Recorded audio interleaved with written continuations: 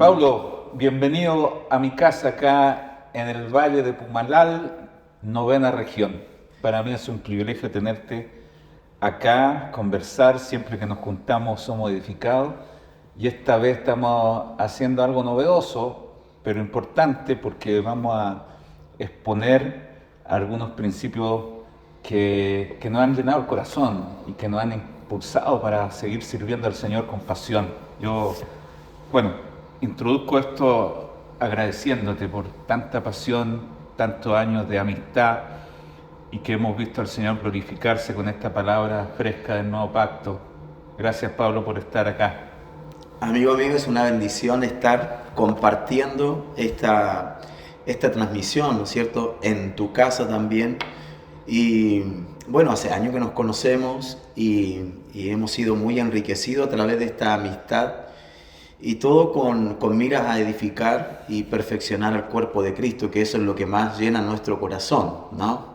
Así que queremos hablar de algo, amigo mío, que nos compete. Creemos que es un tremendo desafío también como generación, que es un tema que creemos que tiene que tener trascendencia, como la tuvo en los días de los apóstoles, ahí en Hechos capítulo 13, y específicamente queremos hablar de lo que es Antioquía, amigo mío. Claro, Antioquía primero ha sido un modelo, está en la palabra, tú dijiste la cita en Hechos capítulo 13, y un modelo de un mover fresco, un mover vigente, es un modelo atemporal porque trasciende las edades y no ha llegado hasta acá a esta generación como principios que están rigiendo la vida de iglesia y el mover que Dios está realizando en este tiempo.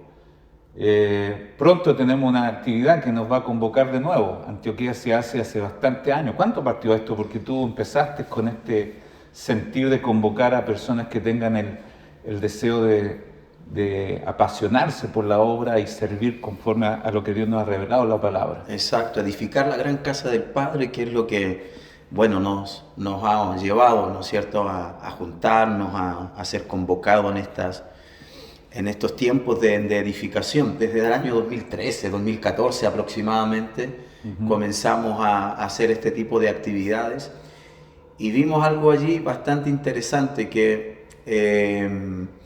estábamos, en cuanto a la edificación de la iglesia local, ¿no?, estábamos bien en cierta manera, pero se nos abrió un abanico, por causa de la asignación que tenemos profética, se nos abrió un mundo donde pudimos ver la edificación de la gran casa del Padre, y allí nos dimos cuenta que nosotros como ministerio local estábamos sumamente limitados, que no todos los dones y las gracias estaban dentro de la iglesia local, sino que estaban en otros ministerios.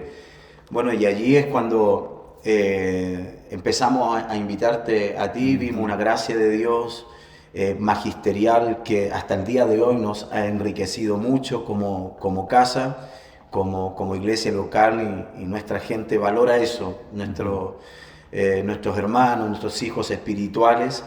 Y bueno, 2013, y de allí no hemos parado en trabajar juntos hasta que el Señor, por allá por el año 2019, cuando tuvimos la bendición de contar con el apóstol Lucas, ¿no? Y allí se marcó un antes y un después en todo este trabajo que veníamos ya desarrollando juntos, ¿no?, como equipo, donde el nombre que el Señor nos dio allí fue a maestros y profetas juntos, y dijo el Espíritu Santo. Y allí proféticamente el Señor marcó algo allí muy trascendente que nos ha gobernado hasta el día de hoy.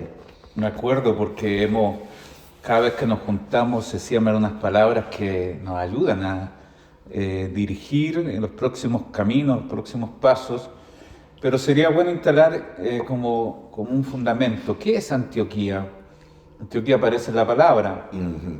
Quizás podemos leer la cita, se lo voy a leer acá en Hechos capítulo 13, verso 1 hasta el verso 3, dice: había entonces en la iglesia que estaba en Antioquía profetas y maestros: Bernabé, Simón, el que se llamaba Níger, Lucio de Cirene, Manaén, el que se había criado junto a Herodes, el tetrarca, y Saulo.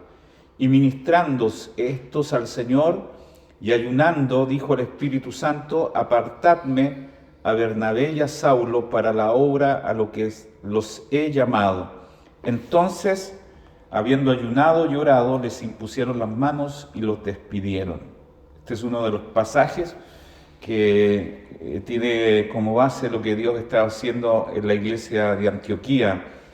Y tenemos dos iglesias instaladas en el libro de Hechos como modelo. Una es la iglesia de Jerusalén, donde el Señor comenzó a hacer algo con mira a que esa iglesia fuera un plan piloto, ¿no? Justamente. Para extenderse al mundo. Al mundo. O sea, siempre el Señor ha querido que el Evangelio corra, que todos le conozcan, pero la iglesia de Jerusalén tuvo un problema. Comenzó a monopolizar este mover y se movieron siempre dentro de los límites de Jerusalén. Ahí hay un error, creo yo, y que también nos acompaña hasta el día de hoy. Un evangelio centrado en lo evangélico, con un entretenimiento en las cuatro paredes, y Dios hace un giro brusco hacia el mover en el mundo a través de la iglesia de Antioquía.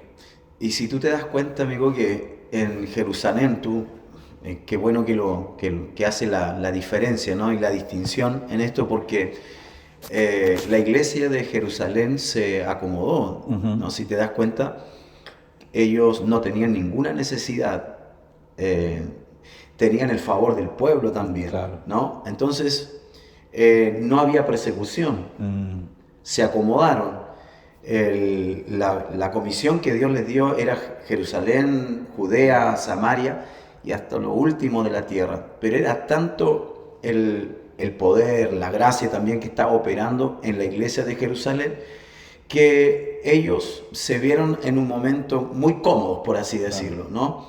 Y dejaron de tener carga y abandonaron, mejor dicho, el propósito eterno de Dios, que era llevar el evangelio del reino a los confines de la tierra. Entonces mira lo que sucede, que Dios soberanamente provoca que vengan persecuciones sobre la iglesia por causa de que ésta se acomodó. Y todos los hermanos, fíjate que esparcidos sin nombre, porque Qué tremendo. es tremendo, porque hermanos de Chipre, dice Cirene, por ahí no dice el libro de Hechos, ellos comenzaron a hablar la palabra en Antioquía. Entonces, claro, fue un grupo de personas que eran gentiles, que estuvieron en la iglesia de Jerusalén, perseguidos, ¿no? Pero se atrevieron a romper el molde religioso de hablarle a los gentiles, cosa que para Pedro, acuérdate que fue sumamente complicado hablar con Cornelio, ¿de acuerdo? O sea, las estructuras culturales pudieron más que el llamamiento de trascender y de ir con la palabra a muchos lugares. Qué impresionante que lo que pasó en Jerusalén es una advertencia, que se puede crear una cultura que nos encierre y aceptar a cierto tipo de personas que para nosotros deben ser parte de la iglesia, cuando en general el evangelio es predicar a toda criatura, es lanzar la red y capturar todo tipo de peces. El problema es que ellos se enquistaron en una mentalidad étnica, una iglesia para los judíos, dentro de los límites de la ley. No entendieron la gracia. Pedro, hasta el capítulo 10, cuando el Señor le muestra esa visión de los animales inmundos, y la voz le dice mata y come, y él incluso los sueños era porfiado, le dijo no ha pasado cosa inmunda por mi boca, y el Señor le habla diciendo no llames inmundo a lo que yo he santificado. O sea, le rompió un paradigma cultural impresionante, porque después de eso Pedro va desapareciendo sistemáticamente. Tremendo. De la escritura, y aparece el apóstol Pablo, que justamente había sido uno de los que perseguía a la iglesia. O sea, el que ahora perseguía a la iglesia está haciendo la herramienta para unir a la iglesia y llevarla a esta revelación del nuevo pacto. Pero qué peligroso es enquistarse como la iglesia de Jerusalén en unos límites, en unos parámetros, las estructuras mentales que nos impiden ver más allá de lo que Dios ha establecido. Como tú dices, es una advertencia que tenemos que tener nosotros presente constantemente. Una de las palabras que el Señor me dio hace unos años atrás, que podríamos usarla como un paralelo, ¿no?, a la iglesia de Jerusalén, es cuando Dios levanta al profeta Ageo a hacer un reclamo al pueblo, a los sacerdotes y también a las autoridades, Zorobabel, Josué, hijo de Josadat, sumo sacerdote, ¿te acuerdas? Y el pueblo, porque el pueblo se enfocó en edificar sus propias casas artesonadas, ¿te acuerdas? Es muy claro ese libro profético. Y la proclama profética y el reclamo del Señor y la exhortación de Dios proféticamente al pueblo es que abandonaron la gran casa del Padre por edificar sus propias casas. Entonces, si podemos usarlo como un paralelo a lo que estaba sucedió con la iglesia de Jerusalén, sucede exactamente lo mismo. Entonces comienzan a edificarse a sí mismos, hay un cierto grado de comodidad porque estamos bien económicamente, exacto, porque, bueno, en fin, un montón de cosas. Entonces, pero no están edificando la gran casa del Padre. Entonces Dios tiene que permitir, para sacarlos de esa comodidad, permitir eventos sumamente complicados. Y viene la persecución, viene crisis. Si tú te das cuenta, por causa de no responder a la encomienda del Espíritu y del Señor Jesucristo, el Cristo que había resucitado, Jerusalén después queda en un estado de pobreza increíble, tanto que la iglesia de los gentiles le ayudaban, ¿no? Le ayudaban, imagínate, envía ofrenda a los pobres que estaban en Jerusalén. Entonces, como tú dices, amigo, es una advertencia para nosotros. Claro. Por esto es que también nace esto de Antioquía, amigo, porque entendimos que podemos quedarnos encerrados en nuestra iglesia local y pensar que todos los dones, o los dones dotados, ¿no?, que se le llama dones de perfeccionamiento, apóstoles, profetas, evangelistas, pastores y maestros, los tenemos solamente en la iglesia local. Entonces, y quedarnos encerrados en nosotros mismos. Entonces, Antioquía, creo que lo que hace es convocar a otras gracias del cuerpo de Cristo, entendiéndose que como iglesia local no lo tenemos todo. Qué tremendo. Y justamente esa fue la carga que inició todo, la chispa, el llamado a convocar a una iglesia abierta a lo fresco. Lo más peligroso, alguna vez lo escuché, es abrazar lo que Dios nos dijo y rechazar lo que Dios nos está diciendo, porque Dios tiene una dinámica de río. Posiblemente en una primera etapa Jerusalén fue el centro, el mover de Dios, pero el peligro está en enquistarse en un mover que con el tiempo llega a ser añejo. Por eso Antioquía es muy importante y cada convocatoria ha tenido ese ingrediente de empujarnos a hacer lo que Dios está respaldando, y tenemos una nueva convocatoria. Esa es una maravilla, ¿no? Muy buena noticia, porque cada vez que anunciamos una nueva fecha, sabemos que Dios va a impartir algo tan fresco. Esta nueva fecha de Antioquía ya la tenemos agendada, que este año, en noviembre, del 8 al 10 de noviembre. A nosotros acá en Temuco nos toca como anfitriones. Se ha hecho muchas veces en Pucón. A principios de este año estuvimos en Argentina, cerca de Neuquén, Cenillosa.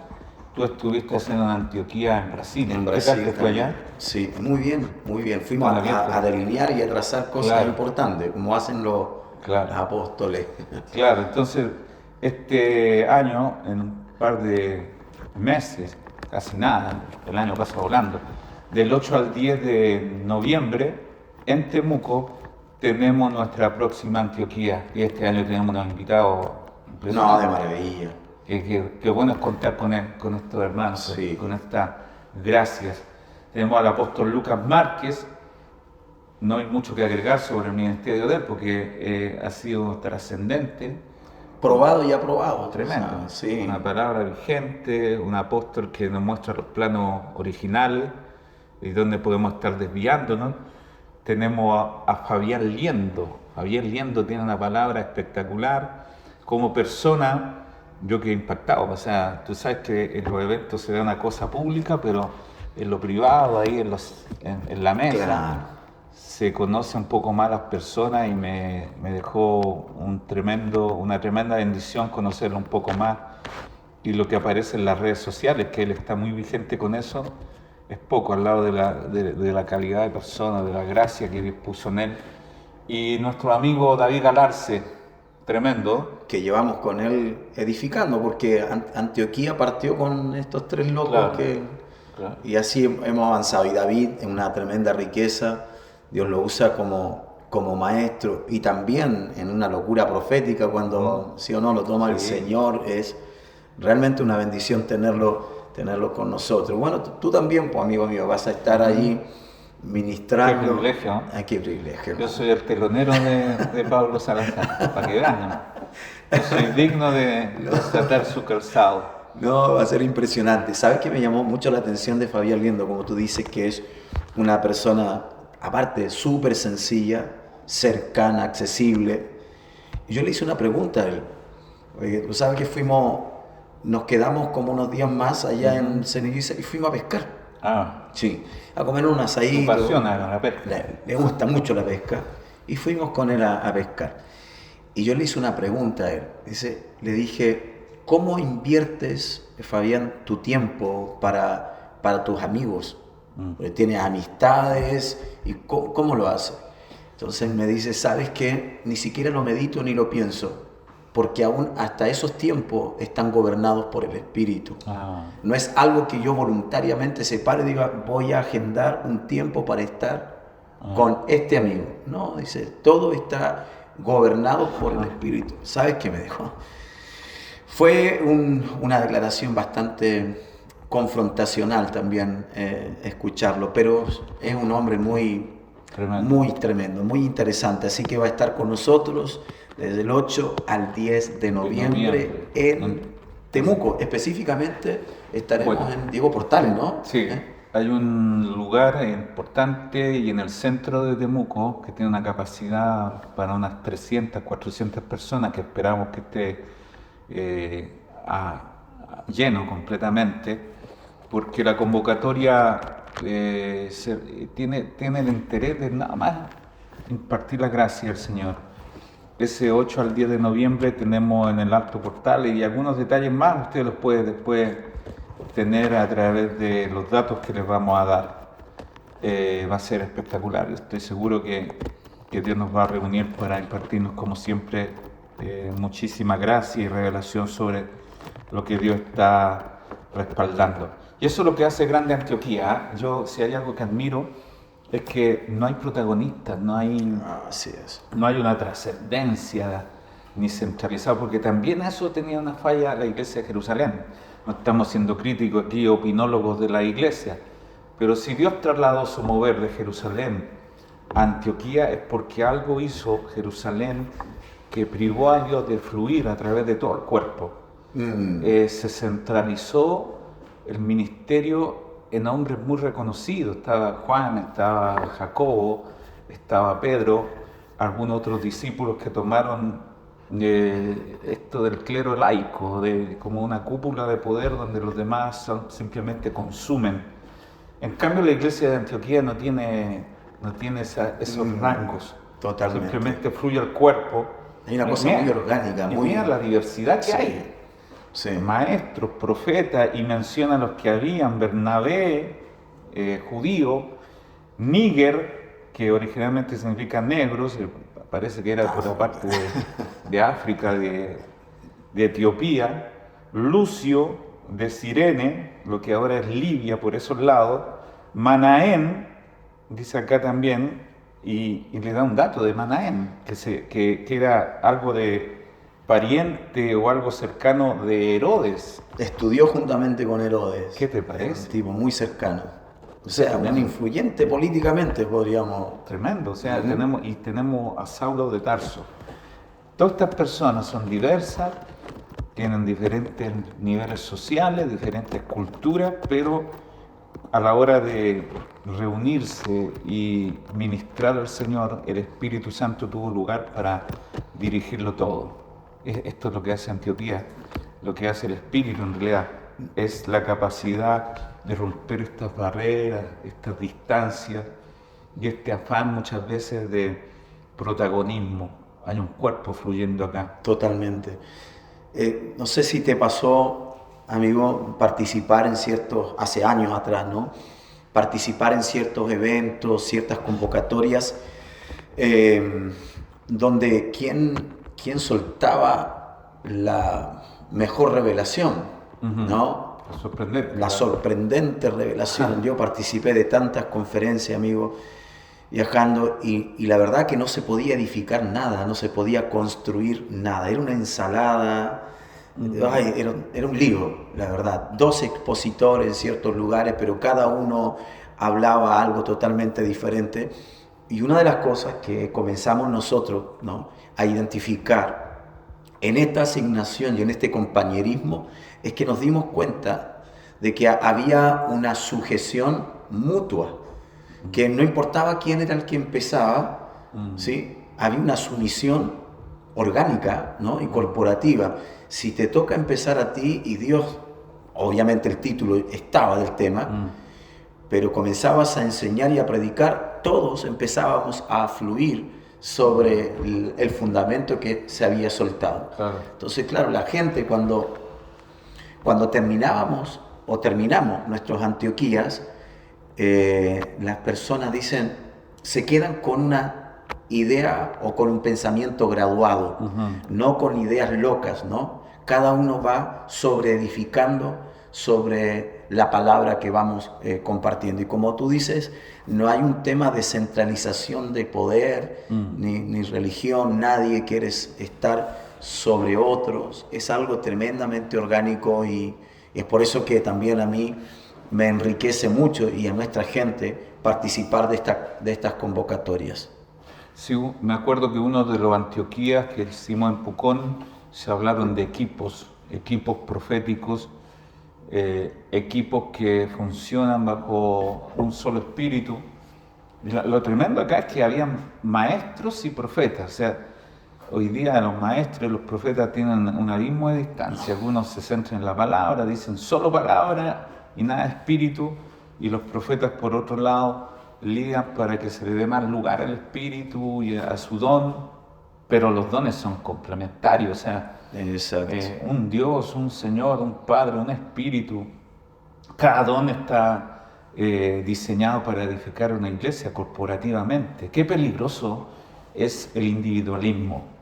Yo me convencí últimamente que Dios lo aborrece por completo. Totalmente. Porque el solo hecho de que tengamos parte en un cuerpo, inmediatamente Pablo dice en Romanos 12 que piense de sí con cordura, porque así como en un cuerpo hay muchos miembros, nosotros no podemos evadir esa asignación, esa parte que nos tocó para edificar la iglesia sin el resto del cuerpo. Es una locura pensar que solo vamos a poder edificar la iglesia. O sea, y hablamos hace un par de Antioquías atrás de estos diseños de equipos, ¿te acuerdas de eso? Sí, me acuerdo perfectamente. Y tocamos un tema que, obviamente, corporativamente, ¿no?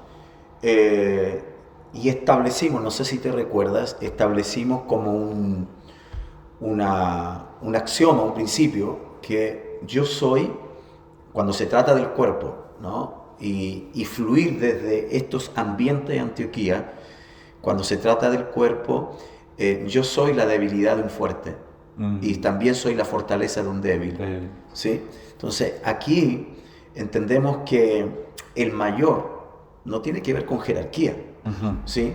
El mayor es aquel miembro en función, y que la única cabeza regente del cuerpo es Cristo Jesús.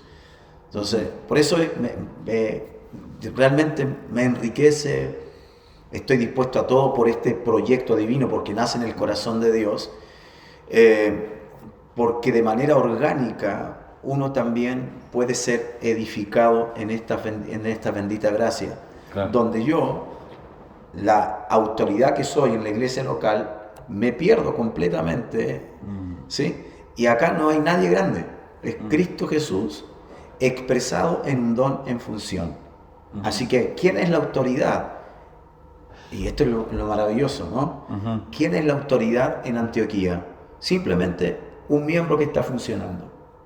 Claro. Qué hermoso. Porque aún hasta los apóstoles, que tenemos un cierto grado de autoridad sobre la iglesia local, nos sometemos. Por eso cuando dice Efesios 5, someteos los unos a los otros, estamos todos en esto. Ser Antioquía es todo un desafío, mi amigo. Claro que porque sí. también es un golpe a nuestros egos, a la estructura piramidal que ha hecho tanto daño hasta el día de hoy, amigo. Este año, un par de meses más, en noviembre, del 8 al 10 de noviembre, en Temuco, tenemos un lema para este próximo Antioquía. Se llama Vida y Edificación. Es tremendo. Tremendo. Yo vengo atesorando, abrazando esta virtud, esta gracia de enseñar sobre vida y edificación, porque he notado que en la palabra estas dos líneas son inseparables. Sí. Donde hay vida, hay edificación. Donde hay edificación se debe a la vida. Uh-huh. Y hemos resumido que vida es el contenido y edificación es la expresión de ese contenido. Uh-huh. Cristo es vida, la expresión de ese contenido es la iglesia. Y esas dos líneas siguen por toda la palabra, desde Génesis, donde tenemos el árbol de la vida, y la historia termina con la Nueva Jerusalén, donde tenemos la edificación. O sea, todo en la palabra apunta a esas dos cosas. Donde hay vida, hay edificación. Así es que vamos a reunirnos en torno a esos dos principios maravillosos. Es extraordinario que el Señor nos esté dando la oportunidad de sentarnos, de escuchar esta palabra, porque lo único que Dios tiene en mente, yo sé que cada año que parte lo denominamos de una forma distinta. Este año es el año de la bendición, el año de la multiplicación, el año de la unción. Y lo que tiene en mente Dios por todas las generaciones es: edificaré mi iglesia. Y tú decías recién que a veces nos acomodamos, la zona de confort es peligrosa, porque allí todo nos llega y Dios tiene que desafiarnos a emprender el camino de la edificación. Y para edificar hay un sufrimiento, igual, como dice Pablo en Colosenses, me gozo por lo que padezco, porque completo en mi cuerpo lo que falta de las aflicciones de Cristo, para la edificación del cuerpo. No podemos añadir nada al sacrificio de Cristo por la redención, pero sí se puede trabajar por la edificación de la iglesia hoy en día, y eso incluye a veces incomodidad y sufrimiento. Por eso son muchos los que aman reunir gente. Yo descubrí esto, que es lo mismo reunir materiales que edificar una casa. Increíble. Tenemos 500 personas como materiales aislados, pero tenemos poca edificación. Y Dios tiene en mente solamente edificar. Para eso hay que romper un montón de estructuras también individualistas.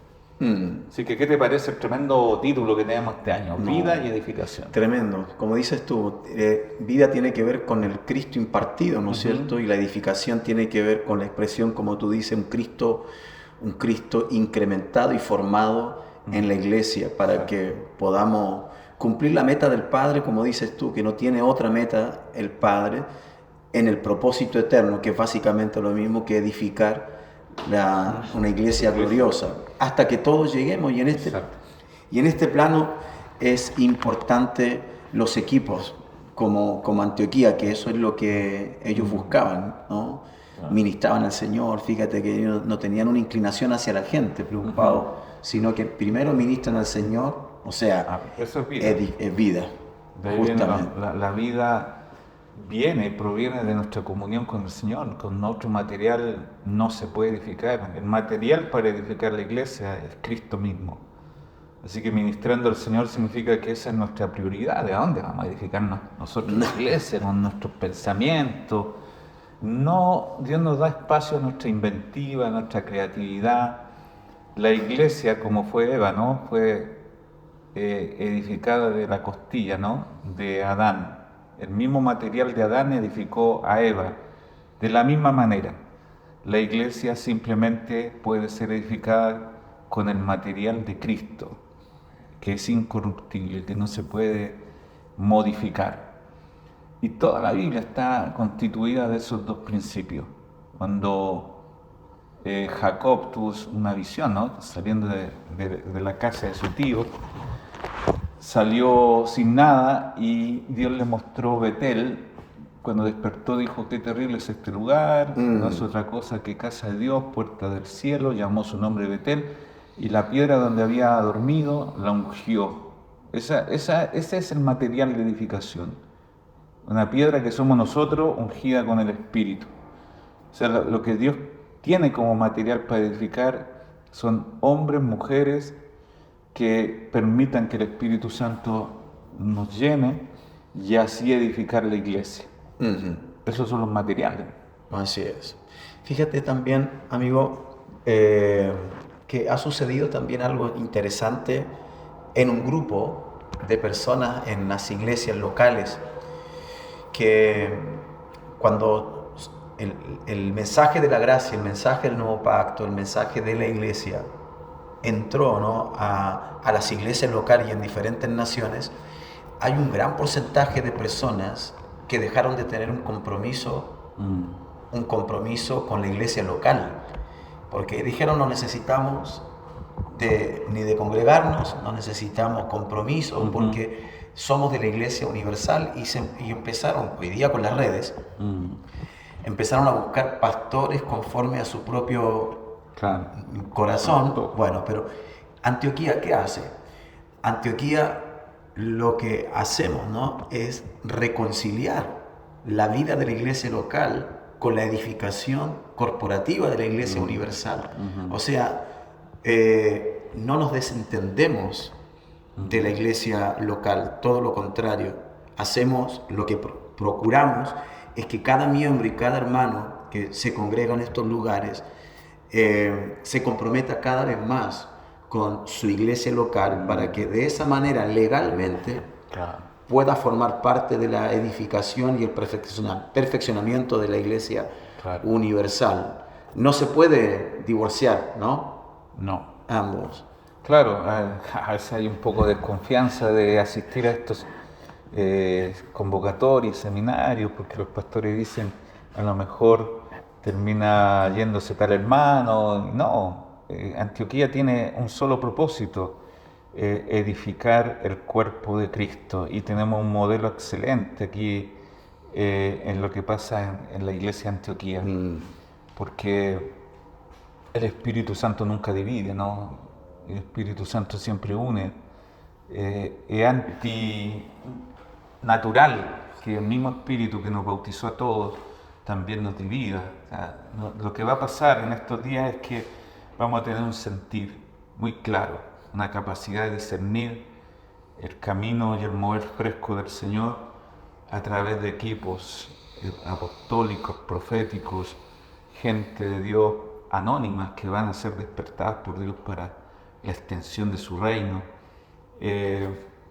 Acá hay un principio importante en Hechos capítulo 13, o más bien en el capítulo 11, que me gustaría leer, porque el principio de la gracia también está acá impartido en la iglesia de Antioquía. Dice en Hechos capítulo 11, 19 al 23, ahora bien, los que habían sido esparcidos a causa de la persecución que hubo con motivo de Esteban, pasaron hasta Fenicia, Chipre y Antioquía, no hablando a nadie la palabra, sino solo a judíos. Pero había entre ellos unos varones de Chipre y de Cirene, los cuales cuando entraron en Antioquía, hablaron también a los griegos, anunciando el evangelio del Señor Jesús. Y la mano del Señor estaba con ellos, y gran número creyó y se convirtió al Señor. Llegó la noticia de estas cosas a oído de la iglesia que estaba en Jerusalén, y enviaron a Bernabé que fuese hasta Antioquía. Cuando llegó y vio la gracia de Dios, se regocijó y exhortó a todos a que con propósito de corazón permaneciesen fieles al Señor. Qué maravilla, ¿eh? Porque nosotros hemos predicado la gracia, enseñamos la gracia, pero acá Bernabé vio la gracia. Qué tremendo, tremendo. Sin una predicación, sin verbalizar nada, se puede ver la gracia. ¿Cómo se puede ver la gracia en una iglesia? Me imagino que todo lo que Dios hace en ese lugar es una expresión de su vida. Gracias, Cristo, en nosotros para que lo disfrutemos. Esta gracia maravillosa que nos ha sido impartida se tiene que ver. Totalmente. Hemos llegado al peligro de hacer de toda una doctrina, un lenguaje. Ya no hablamos de ley, ya hablamos de gracia, ya no hablamos de religión, hablamos del nuevo pacto, pero es lo mismo con otro lenguaje. Totalmente. La gracia vista es una evidencia de que Dios está ahí obrando, ¿no? Totalmente. Una de las declaraciones que tuvo mi amigo, no sé si te acuerdas, David Galarce, ¿Ya? él dijo algo que yo lo sostengo, ¿no? Y lo repito en ciertos lugares. Él dijo que nosotros somos adictos, que nunca vamos a poder romper con esa adicción. Por eso necesitamos depender siempre de la gracia de Dios. Somos adictos a la religión. Es como un alcohólico, un drogadicto, ¿no? Tiende siempre en momentos de depresión, de dificultad. ¿Qué es lo que piensa? ¿En qué piensa un drogadicto cuando tiene problemas con la señora, tiene problemas económicos? En acobijarse ahí. En la droga, ¿cachai? ¿Cuáles son? ¿A dónde queremos ir cuando tenemos crisis o problemas? No entendemos las situaciones que estamos viviendo, y justamente a inyectar una dosis de religión. Entonces, lo que dice, podemos estar hablando de gracia, podemos estar hablando de nuevo pacto, pero hacer del nuevo pacto y la gracia una doctrina religiosa, y una nueva religión. Con otro lenguaje, pero religión. Sí, y fíjate que, claro, lo que dice, Bernabé fue y vio la gracia, pero me agrada cómo el Espíritu Santo manejó todos estos hilos para que los apóstoles o la iglesia de Jerusalén, porque oyeron lo que estaba pasando en Antioquía, solamente oyeron, no lo vieron, pero soberanamente Dios permitió que fuera un hijo de consolación, que fuera Bernabé. Y Bernabé, cuando vio la gracia, no le impuso leyes, no le impuso doctrina, no le impuso nada, solo los fortaleció y los animó a que siguieran perseverando en la gracia.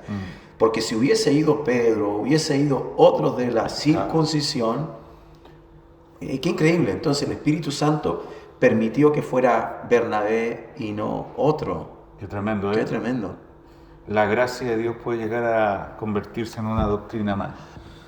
Pero la gracia es disfrute, la gracia es Cristo impartido en nosotros como vida para que lo disfrutemos. Y esa libertad gloriosa que tenemos cuando la gracia nos llena por completo, sin discriminar, porque acá el Evangelio se expandió de una manera acelerada en regiones donde nunca había llegado y escogiendo a tanta gente, entre ellos nuestro querido apóstol Pablo. Qué tremendo es Pablo. Tremendo. Se pasó de la extrema religiosidad a un hombre libre, como dice él mismo, ¿no? Yo de todo, dice, soy libre. Me hago de todo para ganar a mayor número. El tema es romper alguna estructura, no es tan fácil. Dicen que una tradición tiene a veces incluso más poder que la misma palabra, porque Jesús dijo, ustedes me han invalidaron la palabra por vuestras tradiciones. ¿Cómo cuesta romper una estructura mental? Yo creo que estamos en el último tramo de la historia y Dios va a hacer cosas extraordinarias, distintas. Espero que tú te abras a lo nuevo, dice la palabra, que yo haré algo nuevo, pronto saldrá luz, tú lo conocerás. Abriré una vez más ríos en los desiertos. Así que vamos a experimentar cosas extraordinarias. Nuestro espíritu sabe interiormente que vamos a vivir experiencias nuevas con el Señor, cosas sorprendentes. Desde nuestro interior la vida va a fluir con mayor evidencia de su gracia. Así es, amigo. Bueno, la gente se puede inscribir, amigo. Sí. Porque esta convocatoria va a ser tremenda. De verdad que tenemos mucha expectativa de lo que vamos a experimentar, de lo que ya fue hecho, ¿no? Como obra consumada, pero que se va a expresar en estos días del 8 al 10 de noviembre en la ciudad de Temuco. ¿Cómo se puede inscribir, amigo, la gente? Bueno, yo creo que después de esta grabación, algunos links, algunos enlaces van a estar a disposición para inscribirse. Hoy en día hay un montón de métodos para inscribirse. Yo sé ya que viene mucha gente de Argentina, van a cruzar la frontera. Estuve hace poquito en la quinta región, vamos a tener muchos de nuestros hermanos de allá. La zona acá va a comenzar a convocar todo este tipo de personas. Vamos a tener una muy buena convocatoria. Viajan de Brasil también para Viajan estar, de ya sacaron Brasil. sus pasajes para estar, así que... Los vamos a tratar bien, vamos a encargarnos de que sientan que somos su familia como corresponde. Así es que 8 al 10 de noviembre en Temuco, novena región, tenemos una nueva convocatoria Antioquía, vida y edificación. Hay tanto para hablar de esto. Estamos en los minutos finales, querida familia, y nos ha bendecido mucho estar junto a Pablo. Pablo, gracias por estar, gracias por iniciar este fluir. Reconozco tu osadía, tu capacidad de no respetar esos límites, restringiéndonos. Yo te honro en esta mañana. Gracias, Pablo, por iniciar esto y ahora sumarnos a este tremendo fluir de vida que es Antioquía. Amén. Yo estoy tremendamente enriquecido, amigo mío, con tanta gracia que estamos experimentando, ¿no? Y yo creo que esto va a seguir incrementándose, mucha gente va a seguir sumándose y bueno, hay una diferencia también, mi amigo, de Antioquía, que lo que buscamos es que la palabra también, ¿no?